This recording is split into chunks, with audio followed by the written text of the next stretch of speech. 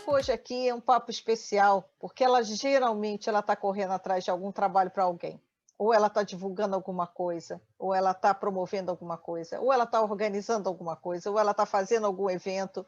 Mas hoje a gente tirou todos esses lados da Vanessa para ela falar um pouquinho dela, porque a gente precisa ter espaço para falar da gente. E por isso a gente te convidou, e para começar, a gente queria que você se apresentasse, quem sabe de um outro jeito. Então, se apresenta aí para a gente, Vanessa. Olá a todos, é um prazer imenso, Cris, muito obrigado pelo convite. Eu adoro falar da minha vida, porque eu tenho muito orgulho do que eu faço e de que me tornei ao longo da vida, né? Então, eu tenho diabetes já há mais de 20 anos, sou jornalista, também me considero uma influenciadora digital, escrevi um livro sobre doenças crônicas, então, doenças crônicas, saiba como prevenir, porque, na verdade, Cris, eu acho que minha vida modificou com o diagnóstico do diabetes.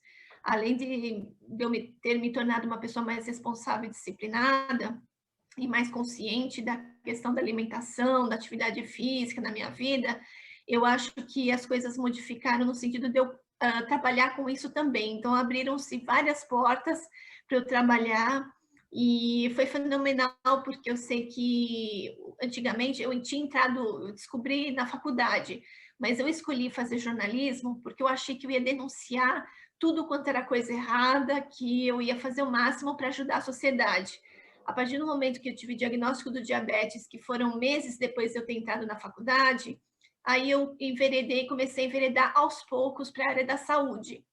Então, foi uma transformação que aos poucos foi acontecendo na minha vida e que, enfim, eu acabei ajudando, eu sei que ajuda um monte de gente, tanto nessa questão da informação correta, na questão de escrever matérias corretas para ajudar a população, quanto também ajudar a melhorar o acesso ao tratamento adequado no Brasil, através da DJ Diabetes Brasil, que represento, porque eu sou coordenadora de advocacy, né?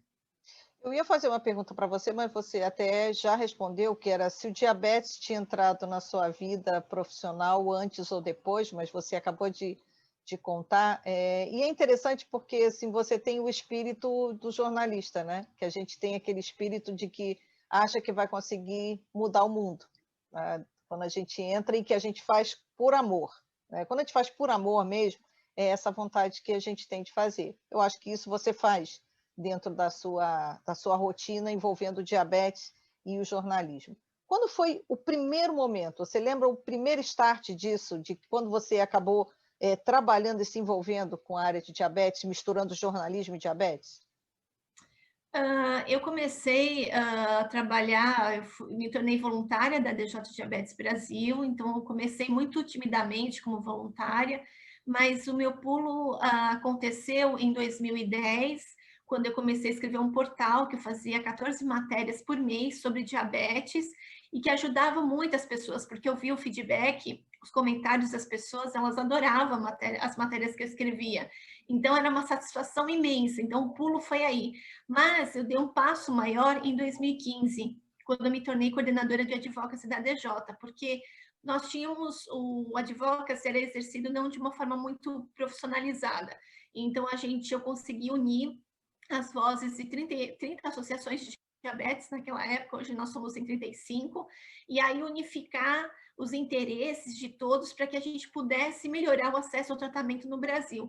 E isso que aconteceu. Então, nós fomos capacitando aos poucos essas associações para que elas se fortalecessem. A gente continua ainda nesse processo, porque nós temos uma diversidade imensa em todo o território nacional de cultura, de acesso ao tratamento, que é muito diverso, assim, é muito difícil conseguir equalizar todo esse trabalho no Brasil, mas é uma atividade que nós fazemos com muito gosto e a gente faz hoje junto do Ministério da Saúde, porque foi formado, inclusive, de tanta insistência nossa, nós conseguimos formar um grupo de insulinoterapia, um grupo de trabalho de insulinoterapia, e nós temos um encontro com o Ministério da Saúde a cada 15 dias para melhorar o acesso à insulina. Então, é um orgulho que a gente tem muito grande disso.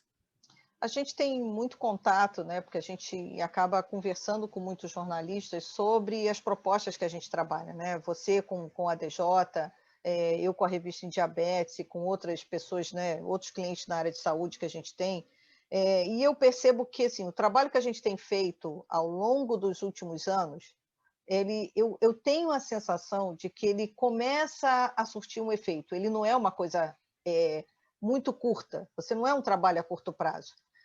No teu relacionamento com os jornalistas, para você explicar uma pauta, para você vender, que é um termo que a gente usa, né, na área de jornalismo, é um jargão. Você vender a notícia não quer dizer que você está se vendendo, é que você está passando uma ideia que pode ser uma boa oportunidade jornalista. É essa a tradução, para quem não sabe do jargão, do que significa vender, né? Como é que tem sido esse seu relacionamento com os nossos coleguinhas, que é o que também é outro jargão que a gente usa? É um relacionamento fácil? O fato de você ter diabetes até te facilitou nesse relacionamento com eles? Olha, Cris, nós temos alguns lados, assim, facilitou bastante, porque eles veem a seriedade do trabalho que a gente executa, mas você sabe que tem muitos jornalistas que têm um preconceito muito grande, porque, assim, eu, ao mesmo tempo, eu sou assessora de imprensa da DJ em muitos momentos, outras vezes eu sou coordenadora de advocacy, e quando eu preciso unir um assunto no outro, eles me olham com uma certa desconfiança, não pela pessoa que eu sou, mas que muitas vezes tem um preconceito do jornalista dar uma entrevista para um veículo de comunicação. Então, tem muitos veículos de comunicação que não querem falar com o jornalista como fonte, porque eles acham que eu possa distorcer alguma informação ou beneficiar o meu cliente, que na verdade não é cliente, né? Que na verdade eu faço parte desse cliente, né? Então, é muito difícil, tem essa dificuldade que eu sempre falo, em alguns veículos especializados na área de saúde, eles já me respeitam, eu dou entrevista, não tem problema algum, mas outros veículos, principalmente televisão, eles têm essa barreira comigo. Então, eu preciso muitas vezes sugerir uma outra pessoa que não fale tanto bem quanto eu falo, mas que ela vai ser a fonte adequada para que ele dê a devida importância para aquela temática. Mas, tirando isso, eu acho que eu tenho um relacionamento saudável com todos eles. A única questão é que, na pandemia, tudo dificultou bastante. Então, os veículos, você liga para as redações, muitos dos jornalistas não estão em home office. Aliás, estão em home office. E aí você liga, e aí você não consegue falar com a pessoa, o jornalista que atende lá não quer passar o WhatsApp do jornalista que está em home office, aí você manda e-mail, aí você não consegue falar com a pessoa, então tem esse grau que dificultou com a pandemia. Mas de resto eu tenho um relacionamento super saudável com todos eles. A gente sabe que, assim, quando a gente participa de um evento na área de diabetes, nacional ou internacional, ele acaba sendo um pouco divisor de águas da nossa rotina, né? É como se a gente ganhasse uma espécie de aval. Olha, ela foi no evento, então acho que ela entende do assunto. Teve algum momento de você, na tua vida profissional, que essa chave virou? As pessoas passaram a te olhar de uma forma mais amadurecida, mais consciente do que você estava falando? Isso, ao longo do tempo, eu amadureci, né, Cris? Porque eu estou trabalhando desde os meus 25 anos, 27 anos com diabetes. Assim, eu comecei mais ou menos nessa época a trabalhar mais diretamente com diabetes, eu me tornei nessa área da saúde. Então, houve uma transformação. Mas muitas vezes, assim, tem pessoas que me conhecem desde menina que olham para mim e ainda me consideram uma menina. E, poxa, eu tenho quase 40 anos hoje. Então, esse amadurecimento veio, eu consegui crescer em muitas coisas, entender que muitas vezes as coisas não acontecem no momento que nós queremos, principalmente quando envolvem políticas públicas, que é uma questão de esperar, esperar, esperar, e eu acho que as pessoas que lidam comigo, que trabalham ao meu redor, elas perceberam minha mudança de comportamento. Na época que eu entrei no advocacy, que eu queria tudo para ontem, com o tempo eu fui entendendo que as pessoas, que o Ministério da Saúde, os parlamentares, eles não entendem a nossa causa, que ela precisa ser resolvida o mais rápido possível. Então, a gente precisa sempre correr atrás e fortalecer, e ligar, e ligar, e ligar persistentemente para que a gente consiga evoluir. Então, é algo que eu aprendi, as pessoas viram ao longo do tempo a minha mudança de comportamento, e eu acho que isso trouxe um respeito maior pelo meu trabalho e pela pessoa que eu me tornei, porque eu defendo hoje e eu tenho muito orgulho do que eu faço, de verdade. A gente percebe também que as redes sociais mais recentes, né, elas estão ajudando a gente a mostrar que tipo de trabalho a gente faz, né? Quando a gente usa a rede social da forma correta, ela traz benefícios, né? Traz benefícios para as associações, traz benefícios para a nossa profissão. Como você tem usado a sua rede social pessoal, não estou falando da ADJ, né? Você pessoalmente, e que você até poderia dar de conselho para quem está entrando na área, porque a gente sabe que tem muitos jovens jornalistas que eles precisam também de outros contrapontos de inspiração. Só para explicar esse conceito para você, eu me lembro, numa cobertura de um congresso da IDF, em que a gente teve, em 2003, muita gente não sabe disso, mas a gente teve uma jornalista concorrendo à presidência da IDF, disputando de igual para igual com os profissionais de saúde, né, da área médica. E ela perdeu por muito pouco. Por muito pouco, a gente não teve uma jornalista à frente da Federação Mundial, né, da IDF. E ela comentou uma vez, numa palestra dela, em que ela falou assim, gente, vocês que estão aí são jornalistas, eu sou jornalista e eu sou hoje consultora do governo da Dinamarca, né? Então, assim, ela ali, aquilo marcou muito para mim, você vê que isso foi em 2003, ela marcou muito para mim, porque ela deu um outro conceito, é que como se você trabalhasse numa área, não fosse tão importante quanto alguém que trabalha num grande veículo de comunicação, né? Então, assim, no que é um grande veículo de comunicação? As redes sociais hoje são. Então, assim, como você usa a rede social para você falar do seu trabalho, e depois, para a gente encerrar, qual o conselho que você daria para o jornalista que quer entrar na área de saúde? O que ele tem que aprender? Lógico que o nosso foco é diabetes, que a área de saúde é grande demais e até as pessoas nem sabem dessa segmentação tanto interna que existe e que não existe até na área de saúde. Jornalista da área de saúde manda, né? E a gente é que ajuda as pessoas, né? Então, primeiro, como você usa a rede social para você passar essa imagem, né? Porque essa imagem que eu te contei agora, ela foi passada durante uma coletiva de imprensa, que não tinha rede social, não tinha internet, mas não tinha rede social tão forte como tem agora. Talvez até ela tivesse ganho naquela época, né? Eu acho que, assim, bom, primeiro de tudo, os jornalistas precisam ser imparciais. Então, é super importante ouvir todos os ângulos, e eu acho que os jornalistas de saúde, como muitos deles não são especializados, acontecem muitos erros. Erros de conceito, informações erradas. Então, assim, os jornalistas hoje, pela questão da rapidez com que você tem que apurar a matéria, tem que escrever, tem que entregar o texto para ontem, muitas vezes eles pecam no acabamento da matéria. Então, o que eu quero sugerir para todos eles é que eles ouçam com muita atenção. Se tiver qualquer dúvida, eu acho que eles podem entrar em contato com o assessor de imprensa ou com a fonte novamente, que eles têm aquela dúvida, e solucionar. Eu acho que não tem problema algum de você encaminhar aquele parágrafo que você tem uma dúvida, que você queira solucionar aquela questão. Muitas vezes existe a questão do orgulho. Ah, porque eu sou jornalista do tal veículo X, porque eu sou a expert na matéria. Não, mas é expert sim, mas nós somos humildes, nós somos pessoas que nós erramos e que nós precisamos reconhecer os nossos limites. Então, o que eu sugiro para todos eles, verifiquem, repassem de novo, se é preciso, liguem de novo, porque isso já perdeu. Eu só vejo as matérias mais costuradas e mais, assim, bem acabadas, quando você tem mais de 2 dias para poder apurar as matérias, escrever, que tem esse olhar. E o editor tem que também ter esse olhar, que muitas vezes ele corta parágrafos que depois não vão fazer sentido. E aí você pega uma matéria que parece um A força de boneco, retalho. uma coxa de retalhos, é isso mesmo. Então, assim, é bem complicado. Então, o que eu sugiro para todos eles, existe essa questão das redações mais enxutas, existe essa questão dessa rapidez das matérias, que tem que ser tudo para ontem, mas, ao mesmo tempo, se tiver qualquer dúvida, tenha aquela humildade, sinta que você precisa apurar melhor para você informar da melhor forma. E uma coisa super importante, não fale diabético, não fale diabética, não fale aidético.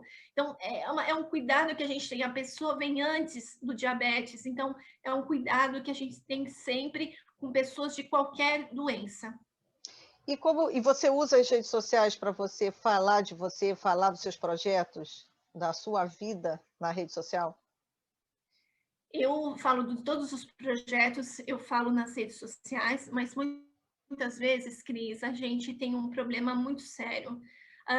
Quando você coloca muito o seu lado atual nas redes, as pessoas muitas vezes elas não entendem o que você está fazendo porque elas estão fora daquele contexto. Então elas não sabem que você viaja porque você tem um trabalho X. Elas acham que você está se divertindo em todos os lugares porque você gosta de mostrar sempre fotos que você está comendo em tal lugar, que você está fazendo tal coisa. As pessoas não entendem que tem todo um contexto e que aquele trabalho foi executado com êxito e que você tem um tempinho que você também pode aproveitar o lugar que você vai, que você curte.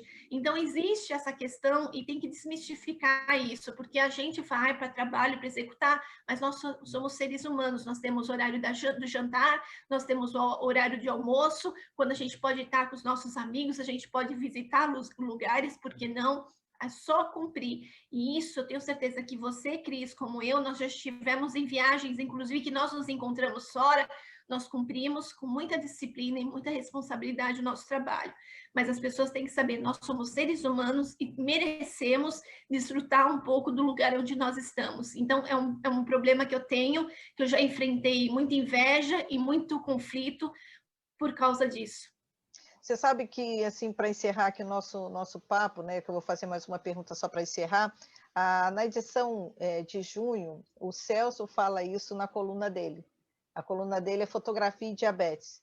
Então, ele fala que quando ele faz uma viagem, não tem melhor forma de você conseguir traduzir melhor a foto, ou traduzir melhor o que você vê, se você não convive com o ambiente que você está. E você recicla a cabeça. Você reciclar a cabeça, você vê coisa bonita, você voa no museu, você ir no...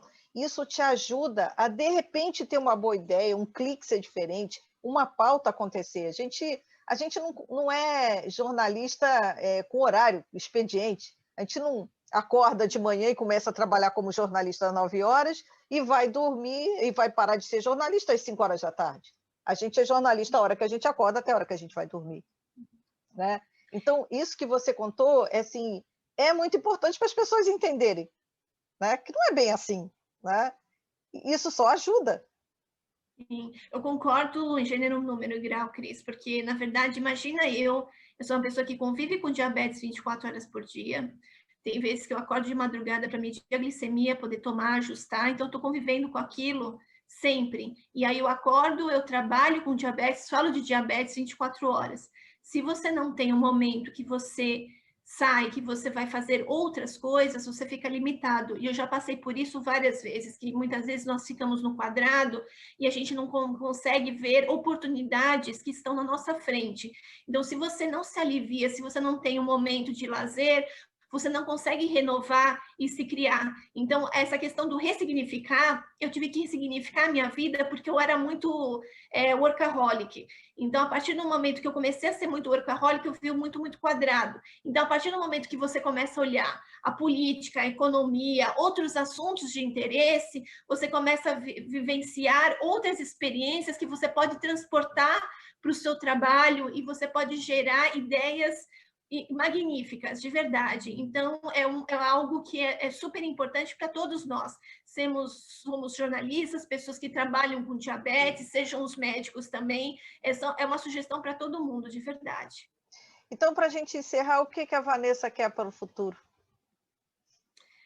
A Vanessa quer, primeiramente, que todas as pessoas, os brasileiros tenham acesso a tratamento adequado no Brasil, que a gente consiga ter insulinas melhores para as pessoas, que não falte medicamentos e insumos mais para as pessoas com diabetes, eu quero me tornar uma pessoa melhor, eu quero crescer muito, eu quero ainda futuramente fazer um projeto ainda América Latina, que eu possa ajudar muitas outras associações, que eu possa ser muito feliz e realizada, porque muitas vezes nós não conseguimos mensurar quantidade de pessoas que a gente beneficia. Mas quando a gente vê uma política pública, algo que seja implementado e a gente vê o resultado para o maior número de pessoas, a gente quer realmente isso, eu quero ver pessoas felizes, bem tratadas, em qualquer lugar do Brasil onde elas estejam, e que a gente possa, enfim, nos tornarmos pessoas melhores, olhando para o outro, ajudando o outro,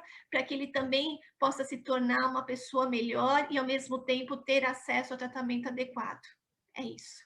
Bom, gente, foi um prazer enorme a gente poder conversar, de falar um pouquinho do outro lado, né? Ao invés da gente, a gente precisa falar do tratamento, a gente precisa falar, é como a gente falou agora das viagens, tem horas que a gente precisa dar uma reciclada para as pessoas entenderem o que acontece, como é que as coisas funcionam, as dificuldades e os lados positivos e os lados inusitados que a gente passa na nossa vida de jornalista ligada ao diabetes, porque não parece não, mas a gente passa por poucas e boas nessa nossa vida, nessa jornada dupla. Eu queria te agradecer demais aqui ao nosso bate-papo, espero que o pessoal todo curta, né, esse nosso encontro, e a gente vai tendo vários encontros por aí para contar um pouquinho das histórias das pessoas, que acho que muita gente não tem a menor ideia, né? Obrigada, Vanessa. Queria que você desse um tchauzinho aí para nós. Um beijo a todos vocês, espero que eu poder ajudar, estou sempre disponível para todos vocês, a Cris pode passar todos os meus contatos, a minha página nas redes sociais está aí, Vanessa Pirolo, então vocês me encontram com muita facilidade, meu telefone está no Google, então fiquem à vontade para conversar comigo quando vocês quiserem, de verdade.